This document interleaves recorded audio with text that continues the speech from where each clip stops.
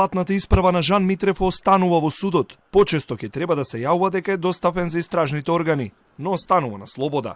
Понудил, а судот му ги прифатил парите дека нема да избега додека трае предистрагата за него, соопшти денеска на брифинг со новинарите шефот на Скопското обвинителство Гаврил Бубевски.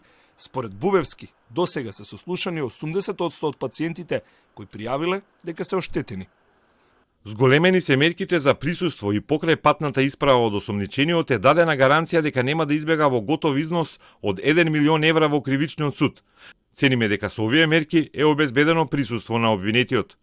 Истрагата со сомнежи дека во периодот од април 2020 година до 2022 година со намера за правно лице да прибави противправна имотна корист со лажно прикажување факти довел во заблуда пациенти лекувани од COVID-19 со методот на хемофилтрација треба да заврши за 2 до 3 месеци. Пошто обвинителството ќе соопшти дали ќе го гони или не сопственикот и управител Жан Митрев.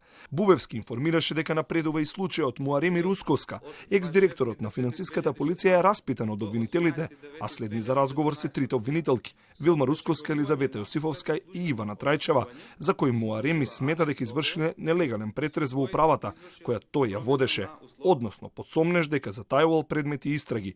Во Рикверц сепак најтешкиот случај кој го води Скопското обвинителство, автобуската трагедија кај Ласкарци. По безмалку една година најавеното супер вештачење се уште не е готово. Дури 8 пати кривичниот суд испратил писмени дописи до бирото за вештачења да се изготви мислењето од овластени собраќајни инженери за да продолжи процесот кој заглави во доказна постапка.